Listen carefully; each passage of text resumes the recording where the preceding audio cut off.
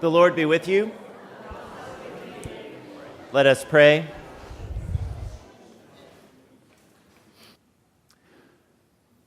Almighty God, you have set us at tasks which will demand our best efforts, and you have led us to accomplishments which will satisfy and delight us. We thank you for the opportunity today to gather as a parish family, to learn and to hear and to ask about the renovation project that you have put before us, the largest in a generation or more. Come and inspire us with courage as we head into a time of displacement and uncertainty. Keep our eyes fixed on your future and give us the courage that we need to do your will on this street corner. In Jesus' name, amen. Well, good morning, everyone. It is an absolute delight to have with us Scott Fleming, who is the project architect for our church renovation, and Rusty Linkous, who is our general contractor. I'll let them introduce themselves in a little bit more length in just a moment. But for anyone who hasn't been paying attention, we've had a massive capital campaign.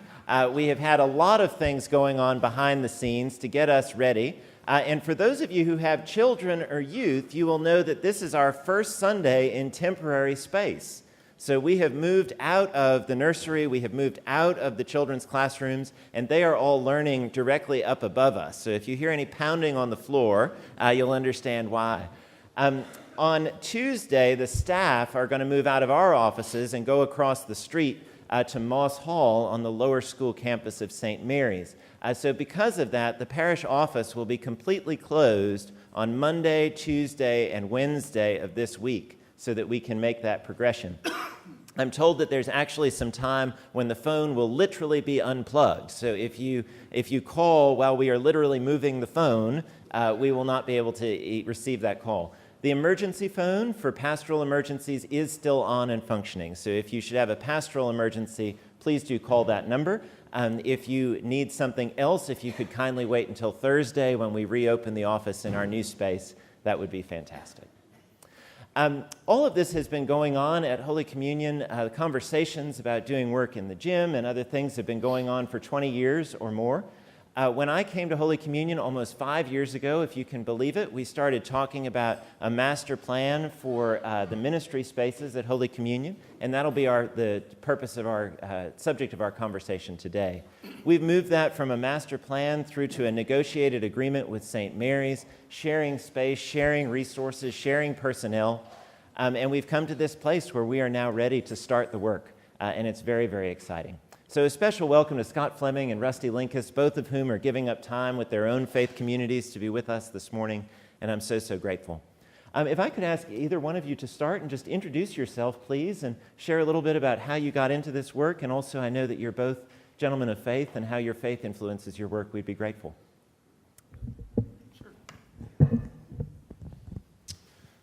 Well, I'm Rusty Linkous, President of Linkous Construction, and we're a family company that my parents started back in 1983. A little bit about how I got into this work. I worked since I was 13 on a job site. My dad put me out on a job site picking up trash and doing odd jobs, and that became my life every summer, every weekend, holidays, so forth. So you can say that I've been doing this a long time. Now, I did take a 13-year hiatus. I went off to school, and I really wanted to do something on my own in business and bring some value back to the family company. And my wife, Stephanie, who is here with me, my son, Lee. I do have a daughter, Catherine. She is at a friend's confirmation this morning. Is not joining us. But we moved back to Memphis in 2000. And I joined the family company. I've got a younger brother-in-law in the business. And the next part of your question was faith, how faith plays into this. Faith plays into every decision I make. My faith is very important to me, very personal. And every decision I make, whether it be who to put on a job, who's the best team, selecting the team for your project here. What skills has God given not just me, but my team members? What can they bring to this job to make it successful? Construction is challenging. There's a lot of issues that come up. We'll talk in a little bit, I'm sure, about issues that come up in a renovation project because they are unique. And challenges come up between contractors, architects, owners, and I think men of faith approach those differently. And I know working with Scott over the last 15 or so years, we've developed a close friendship. We share a lot of the same values. And, I know when we approach a challenge, we always think what's best for the client, but also what would God have us do in this specific circumstance. Thank you, Rusty. First of all, you probably have a little bit different perception on our friendship than I do. You never give me any strokes on a golf course, so we need to talk about that. But first of all, thank you for allowing us to be here. It's really an honor and a privilege. I see a lot of familiar faces out here and new ones too. But it really is an honor for us to be a part of this project. I'm a lifelong East Memphian and go to church across the street at Independent and have driven by Holy Communion tens of thousands of times and have always loved the property and just the way it sits on this hill. And so to be a part of the planning the future is a real honor and privilege for our firm. It's really amazing. Rusty and I have a lot of similarities to our profession. My dad was an architect. Grew up in Mississippi, pretty poor guy. His dad died when he was 10, and his mom taught piano lessons for their 4 children to make enough money to pay for their livelihood and so forth. Dad fought in World War II, went to the University of Cincinnati, got his degree in architecture, only knew one person in Memphis, his sister, and moved here and met my mother and began practicing back in the 50s and started his own firm in 77. And I joined the firm in 1981 and bought it from him in 94. So I've been a partner and owner of the firm since 94. Personally, my wife, Julie, wave your hand, Julie. Wave it higher. She's shy. She's in the back. Julie's with me today. Julie and I have been married 2.5 years. My wife is with the Lord. She 34-year marriage and 3 children and 6 grandchildren later, and now 3 stepsons. And we got a lot going on in our family right now. A lot of moving parts. I do squeeze this project in, so yeah, you're welcome. But just to touch on my faith, as Rusty said, I too, my faith in Jesus Christ is important to me. My parents brought me up in a Christian home. Went to Second Pres. Always knew I was a Christian, but when I graduated from college, I realized I needed a deeper, more personal relationship with Christ. Started reading the Bible more in depth, and it just really opened my eyes to what a impactful relationship, a personal relationship, and how important it is to have a relationship with Christ day in and day out. And as Rusty said, it drives all my decisions. Everything I do, which I don't do well, but my hope is that everything I do, whether it's playing golf or playing with my grandkids or driving through the Chick-fil-A or working on your project, somehow brings some glory and honor to Christ. I try and fail, obviously, but I'm thankful and for what Christ has done for me. And out of that, through my work, I want to provide my work as if I'm providing it for Christ himself. So that is my goal, and that's the way I approach my business too. Thank you, Scott, and thank you for that story about your father being a young professional who came to Memphis and married somebody from here. I'm always encouraged by stories like that. Scott, you've been on this project for going on 3 years now from master planning phase. Could you just sort of walk us through what's happened? And then also you advised us to work with this model where we bring the general contractor on early in the project. If you could sort of comment on that, and then Rusty, I'd love your reflections on how that's gone. Sure, be happy to. It's hard to believe, but yes, it's been 2.5 years since we started this project. It really is amazing all that's gone on since then. We have loved the process, and it really is a process.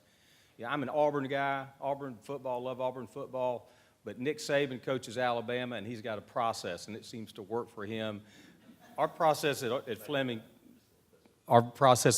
may not be quite as effective as it is at Alabama, but we do have a process that we use, and it involves going through a number of steps. And in this case, we advised Sandy and the church to go through first a facility condition assessment. What is the condition of your What is the condition of your building? What are the mechanical systems like? Your handicap accessibility, your finishes, the structure. So we had our engineers, our team of designers look through the facility. We made a report, and then we moved into the master plan phase, which started with programming. And we met with a number of focus groups that looked at worship, children's ministry, education, recreation, all these different components, compiled their information, turned that into a numerical spreadsheet, and came up with a program of what you needed to meet your needs. So we took that program and then looked at the opportunities and constraints on your site. And there are both a lot of opportunities and a lot of constraints. You've got a very tight site with the constraints of more parking, more building, leave the track. Well, kind of landlocked once you start looking at those things. And so we began to look at the different opportunities we had to solve the space needs with those constraints. And then went through the process went through a series of iterations, and Sandy remembers, good night, dozens and dozens and dozens of wonderful, fun meetings, charrette sessions where we what if this and tried that. And right. And we came up with a master plan that both St. Mary's and Holy Communion adopted. And then, at that point, we recommended that the church and school interview contractors, construction managers, who would come on board and work alongside us, as Linkous has. And we do this a lot together. And after a series of requests for proposals and interviews, Linkous was selected. And they've been working with us all the way through, identifying what the costs are. And they look at things, and I don't want to steal your thunder, but they'll look at things a little bit differently from a constructability standpoint to maybe tell us how we might be able to solve a problem a little bit differently than how a designer might look at things. All the way checking costs and making sure that we're in budget as we go, and identifying when we're out of budget as we go too. So I'll let Rusty, I know I don't want to tread on your stuff too much. Sorry. I can't believe the biggest Auburn guy I know just gave Nick Saban credit. That's great. As far as the process goes, let me just tell everybody, this is how we work in almost every project we do. Over 95% of our work is done where we come on early in the design process and work with the owner and the architect. We feel that brings the biggest value. And your specific church has talent that most churches don't. You have Mary Ann, who led a committee and had all the answers, fleshed out. You have David Dando, who is one of my father's peers, so David and I get to double team Scott and his team and challenge them. And so you have a lot of active members who played a huge role over the last 6 months or so, and continue to play a big role. I think that the key is when Scott and I approach a project, and this is, I don't know how many projects we've done in this way, several projects, several church projects, there's no egos. And what I mean by that is Scott's job is to design your dream, your vision, and my job's to tell them how much it costs, and then also, how long it'll take. And then if those two don't meet, then we've got to work together. And Scott and his team have always been open to suggestions and other ways of doing things that's best for the project. So I'm just a big, fan of this process, and I think it's worked well so far. Rusty, from a builder's perspective, how is a renovation job different from a new construction job? The thing about a renovation job is you have to work with what's here. So, when you go out and you build a new building, you're building the bones, you're building the skeleton of the building, and you have all those points of control as a contractor. When you go into a renovation job, the building's there. So you have to work with what is there. You have unknown things that come up. You don't know what's behind every wall. You hope you have good as-built drawings from whenever the building was designed and built, but there's always surprises.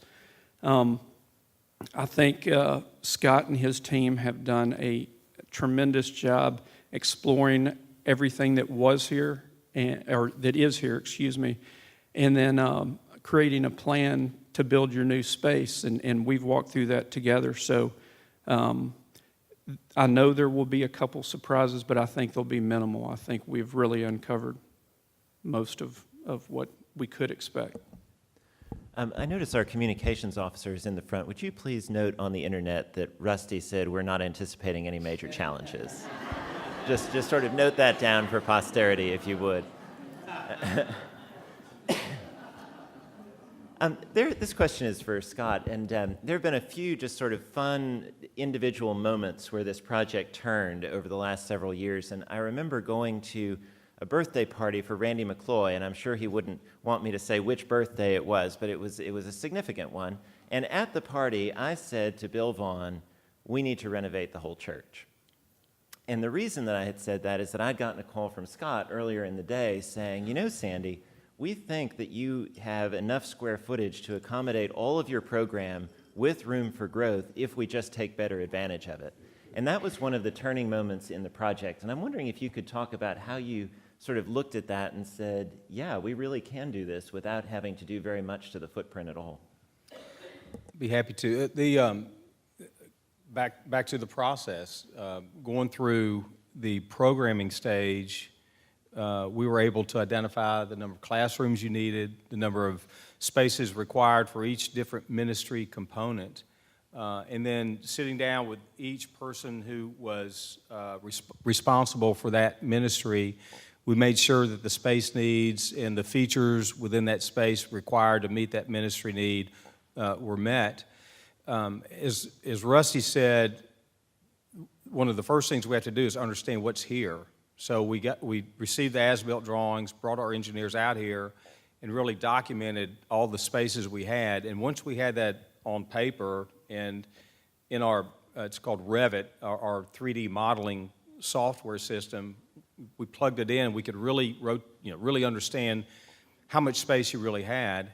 And we began going through the process of placing the different components within the footprint of the building. We originally actually showed some expansion on the project, and that was primarily to enhance and enlarge some of the congregating lobby space.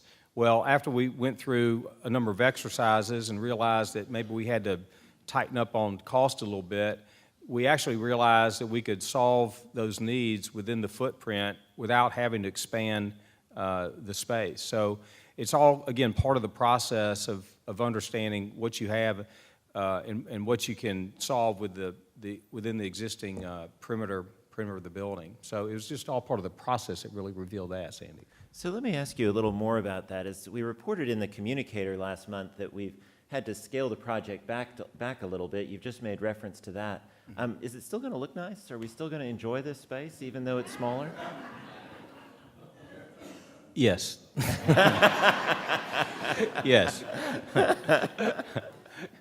Is that the right answer? The truth is the right answer. Okay, all right. It's honestly, yes, it's going to look fabulous. It really will. Every project is comprised of like a three-legged stool. You've got the quality. We know about that as Anglicans. Oh, you did? Our whole theology is based on a three-legged stool. Not the Trinity, but Yeah, right. okay. Quality, which you've got a wonderful level of quality that you want this new project to meet. The square footage, which we went through the process to identify that, and then your budget.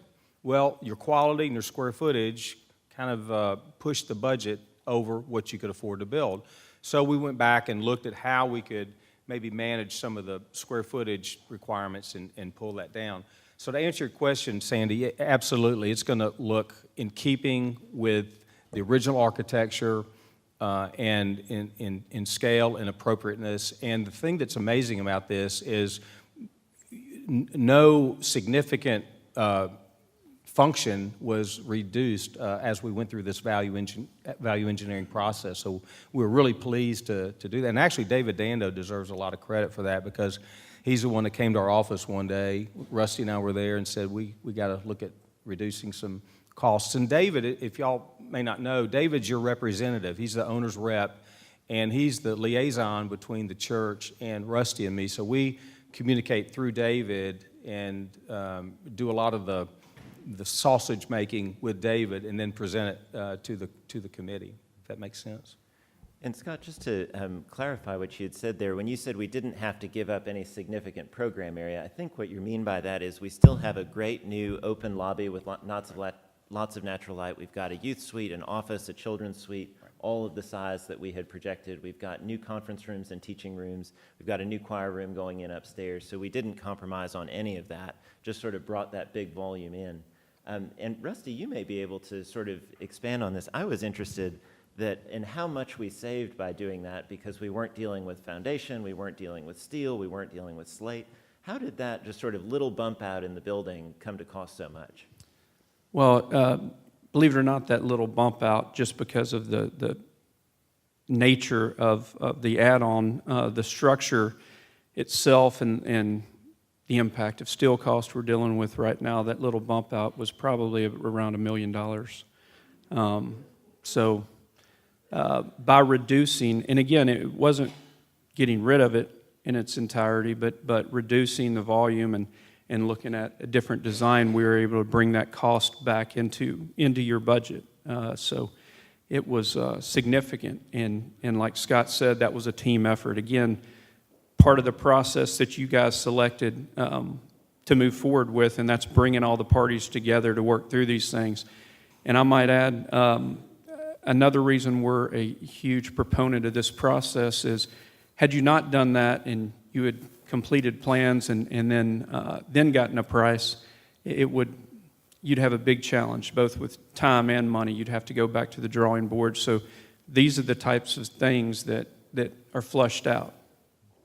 So just so the congregation knows where we are, all of the plans for the renovation have been signed off by Fleming and have been released to Linkous, and he's out getting the sort of last prices tweaked so that he can bring that back and we can get going. Rusty, I hear that renovations always cost more than they're expected to. Do you think you got this one figured out?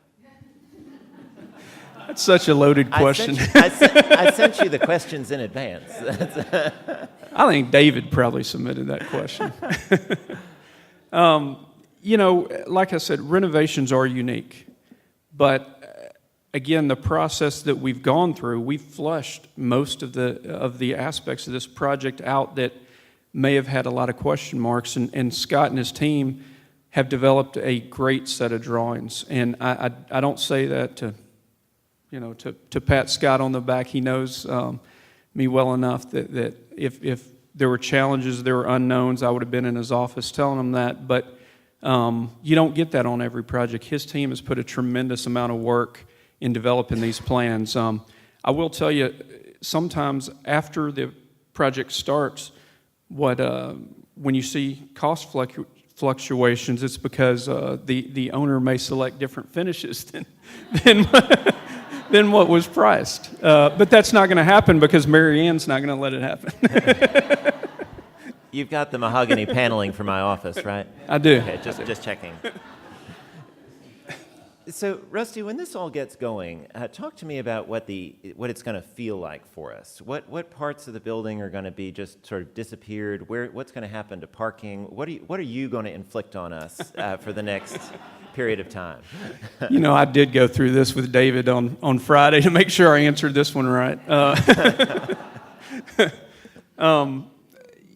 Construction is an inconvenience. That's a fact.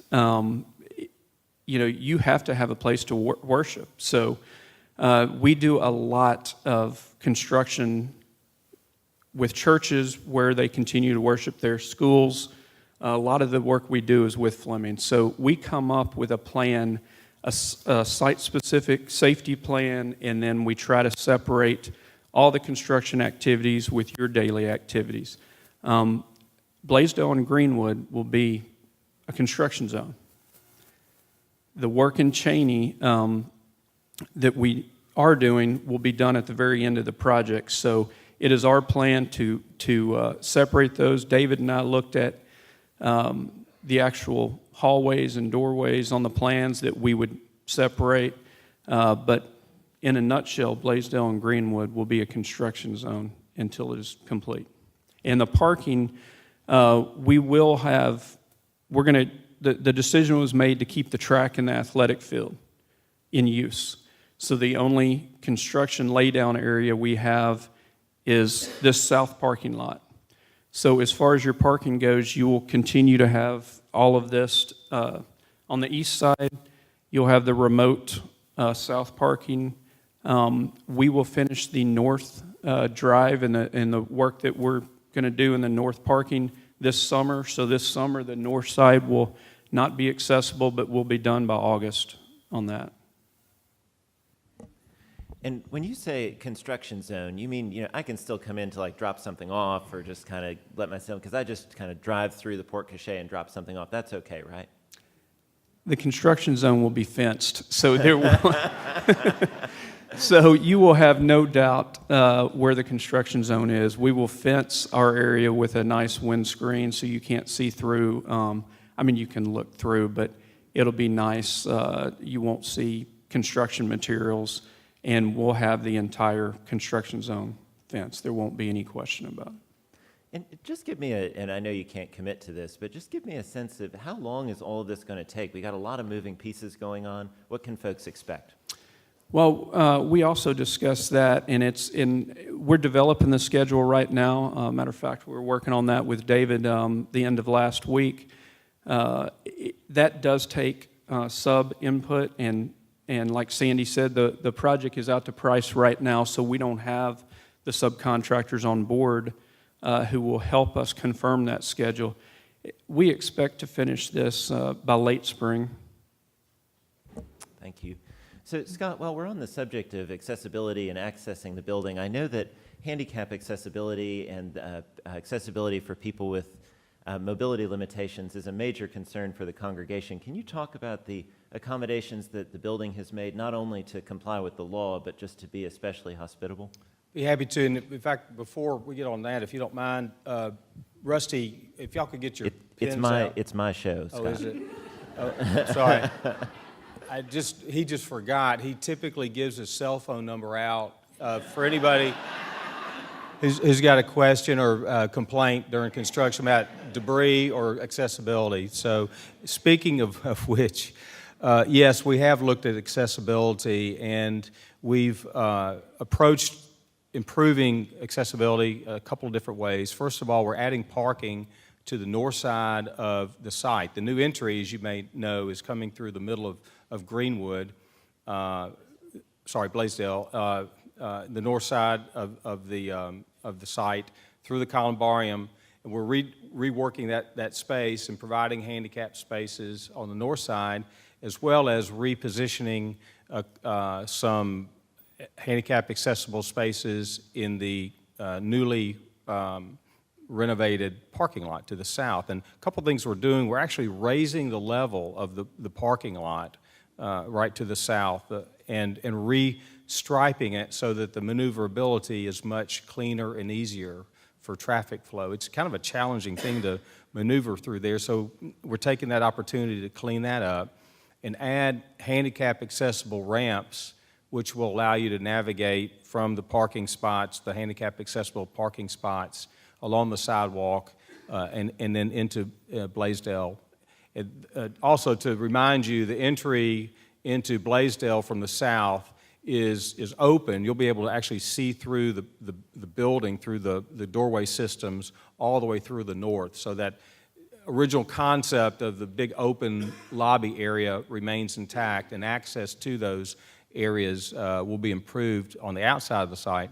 And also, we're adding an elevator to the project, kind of in the western end of Blaisdell, so that if you have to traverse the western portion of the campus, either in Greenwood or Blaisdell, you'll be able to do that using the elevator, the new elevator.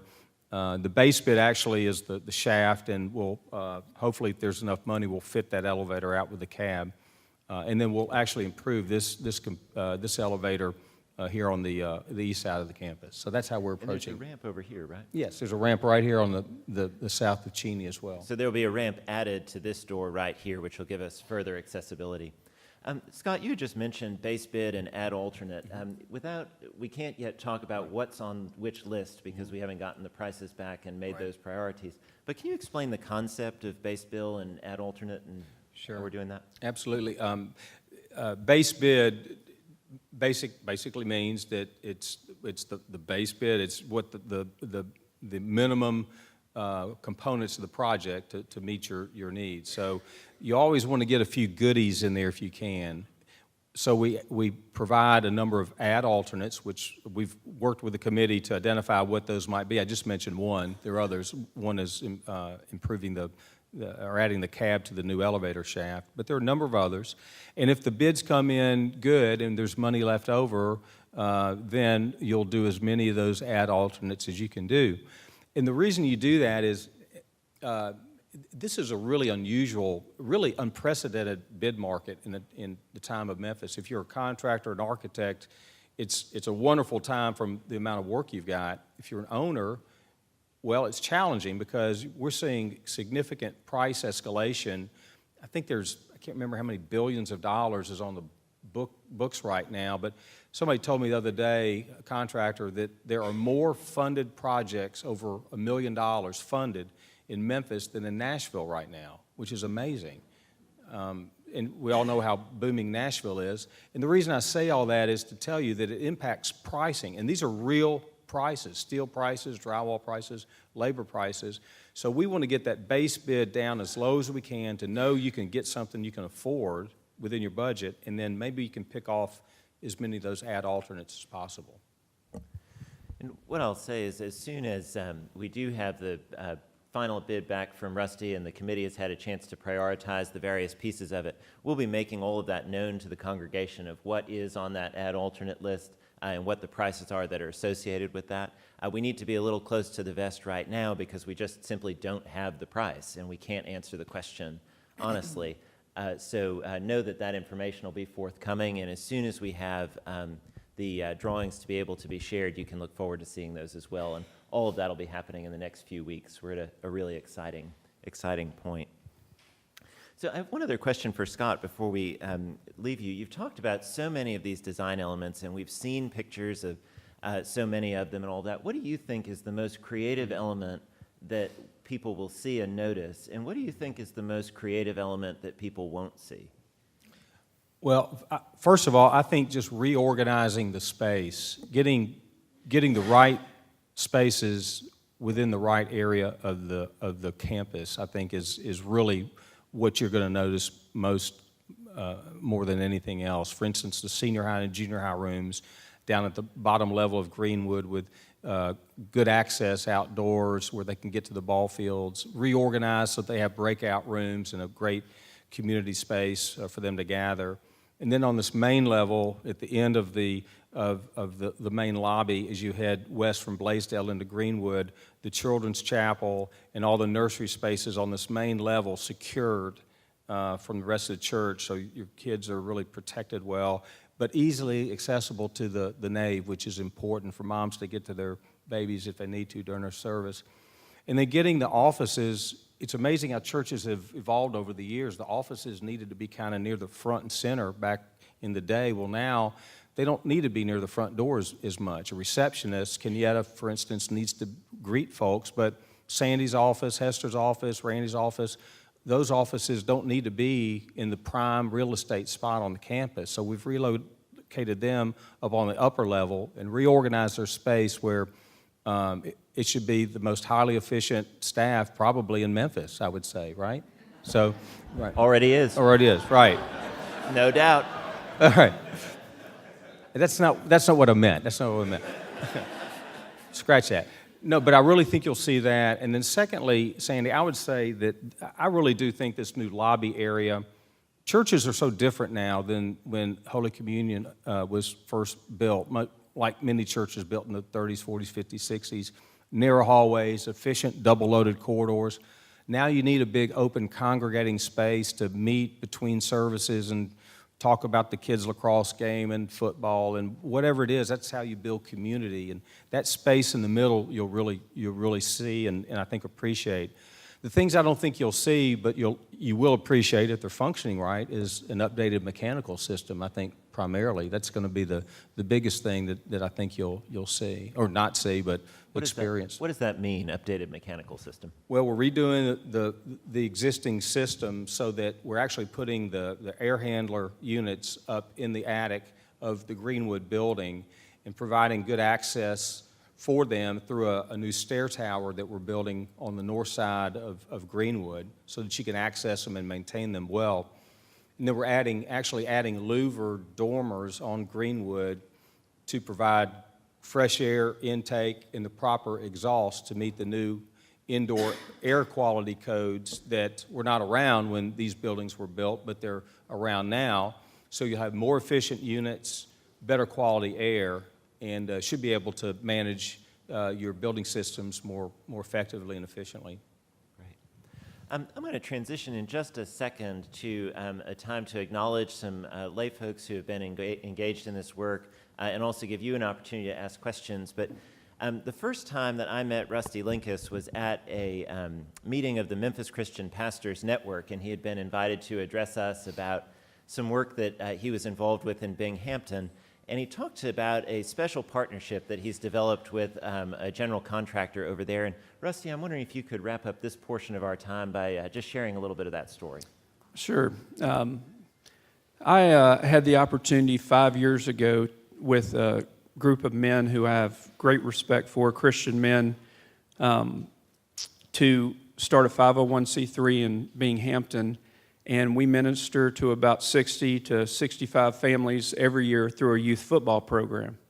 We raised money, built a football field right beside the police station on Tillman, and thought we were going to go into the community and really help these young men and provide service and do what God calls us to do. And it took all of 5 minutes after meeting these kids to realize that they have brought a lot more to us than we ever will bring to them. And it's good timing. We just took about 30 players yesterday to Victory Ranch in Bolivar, and they donated a day. And even though it was rainy and muddy, they got to swing through the trees and do all these things that these team-building exercises that they do at Victory Ranch, and it was a wonderful day. Through my service in Binghamton, I was introduced to a young man, Octavius Nixon, who came up through the Binghamton Development Corporation and was taught how to use his hands, carpentry trade, and they fix houses in the Binghamton community. And he graduated from that program. He went to work for a general contractor in town and for about 5 years, and then he started his own company. And Scott actually had a project. I don't know if you guys have seen the Save-A-Lot and Dollar Tree right there at Sam Cooper and Tillman. And Scott called and asked if I was interested and if I'd come interview for the project. And I'd been talking to this young man frequently, and I called him and I said, "You've got to be part of this project." I mean, what we are trying to teach our boys that we work with every day is that there is hope.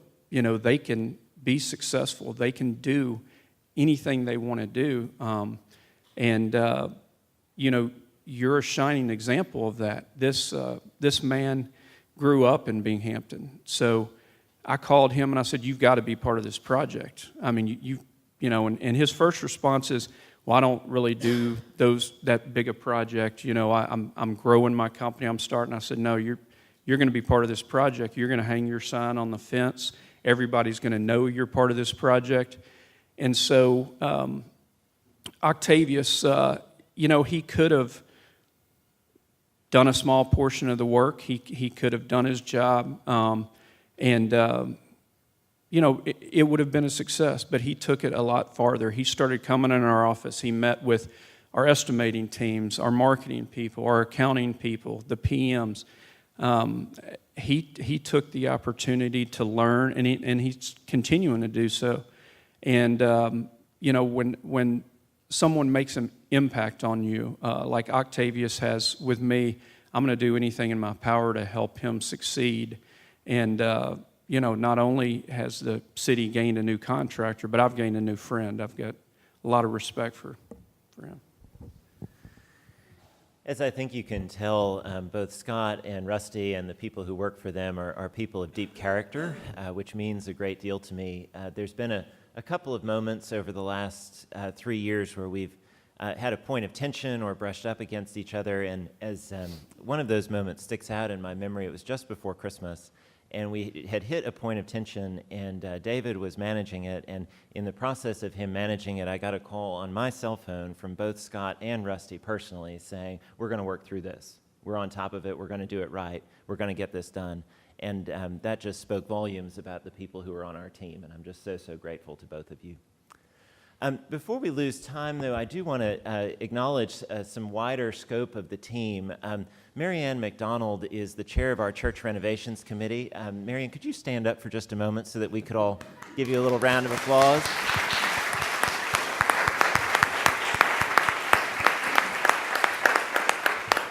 Marianne is chair of Church Renovations, which also includes Dan Pogue and Emily Woodside and Debbie Campbell.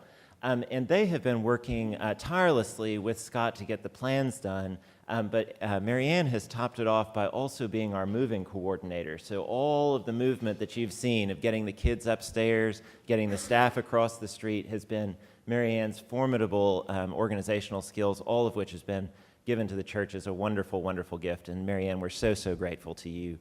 I'd also like to acknowledge particularly David Dando. As Rusty had said, a retired general contractor, actually built this building that we're sitting in right this very minute. And David speaks the language of contractors and architects, and also is a former senior warden and a dedicated member of the church. And he is the person who's been between us, the clergy, the committees, and the people who are actually doing the work. And I just couldn't be more grateful to you, David. And if you don't know, we all owe David a huge debt of gratitude. So if you would kindly...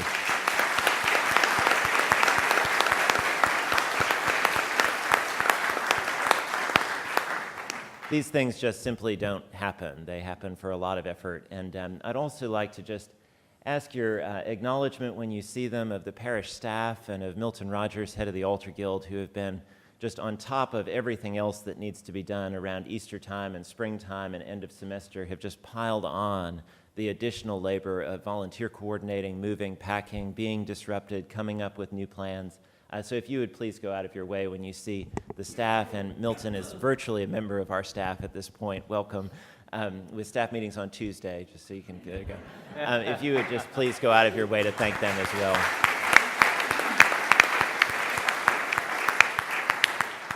So we have about 12 or 13 minutes left, and I would love to invite any questions from the congregation. What we'll do to save running around with microphones is if you would stand where you are and speak loudly, then I will repeat the question, and then our panelists can respond to it. Does anyone have a question they'd like to put to the panel? Yes, please. So the question is about pricing in this market for labor and how Linkous is so well established that he's going to get us a bargain basement price on absolutely everything. How are you going to do that, Rusty?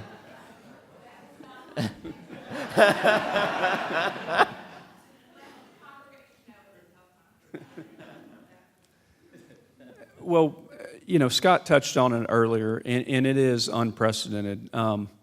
We have not seen this amount of work in Memphis, at least as long as I've been doing this. And, David, I don't know that you had seen it in your career. There's a tremendous amount of work, and subcontractors have the ability right now to select which jobs they want to perform. And what we do as a company is we do utilize, the relationships that we've built over 40 years and call on them. There's contractors who are more suitable for renovation projects than for ground up.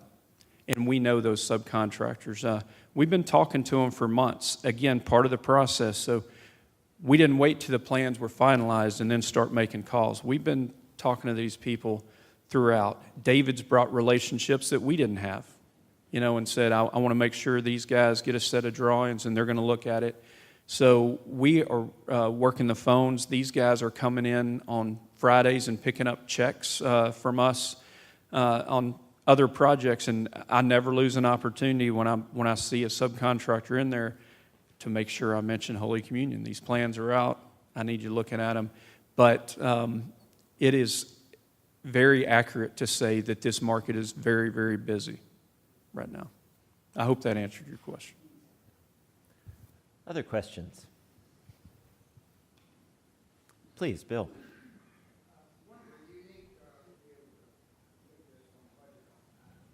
So the question is about coordination between the project going on at St. Mary's, which also includes the site upgrades around the church, and our renovation. How are we coordinating that? Well, I can speak from a construction standpoint, and then I'll let Scott speak from a design aspect. First of all, know that your project will have its own superintendent, solely devoted to the church. The school project will have its own superintendent. So we do have a project manager that will be project managing both. That's important because of the coordination necessary. The projects will be separate in the fact that they're priced separately.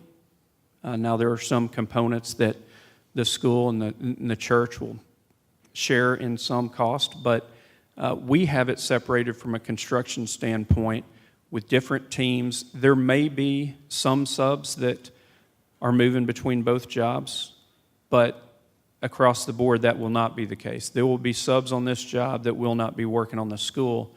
From a time standpoint, we are scheduled to begin the demolition of the Barth building June 1st, so that will be underway, and scheduled to begin the church project around the 1st of July.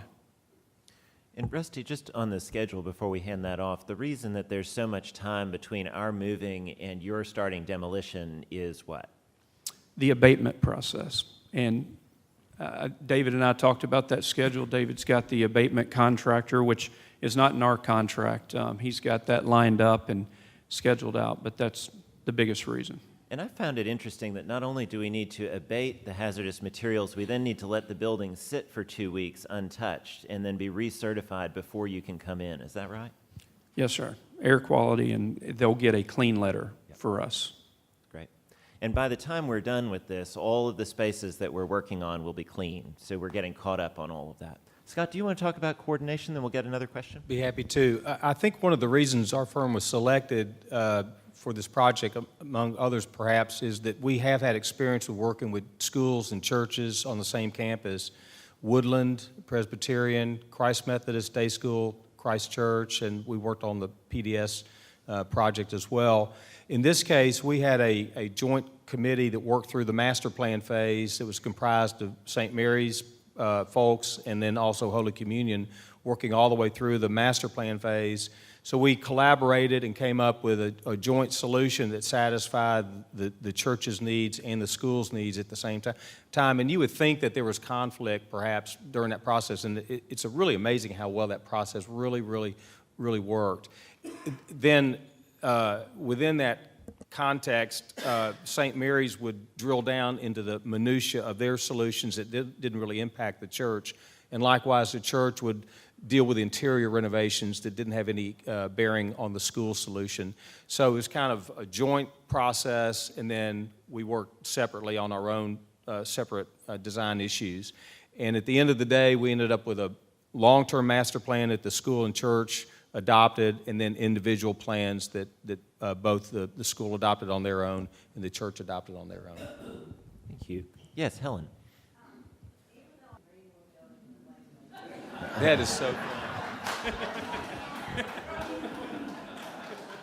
I'll field this one, and I'll not answer it in terms of quality or condition. We'll go through the names quickly. So, Church of the Holy Communion is shaped like an H. So you've got the nave in the sort of north, that's north over there, and then Cheney Parish Hall. And then you've got a building parallel to it at the other end of the hall, and then you've got the building that goes across, right? So nave and Cheney.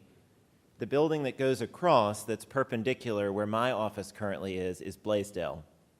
And then the building that's perpendicular to that, 3 stories, is Greenwood. Barth is a complex of 2 buildings, which is the gym, which is down near to the track, and the Ann's Room former middle school building, which is right in front of where the clergy parking spaces are right now. So everything in the Barth complex is going to be demolished, and then everything in the interior of Blaisdell and Greenwood is going to be gutted down to the studs and built back. That's what we're talking about. Mandy. Right. Since the school has led in the fundraising for the Wellness Center, they are leading with the naming opportunities at the new Wellness Center. But as for our spaces, the Blaisdell building remains the Blaisdell building. The Greenwood building remains the Greenwood building. We have a number of individual offices that we're given. And the difficulty sometimes with putting plaques on things is that the plaque endures longer than the space. But what we've done is collected all of those plaques which honor the heritage of generosity at Holy Communion.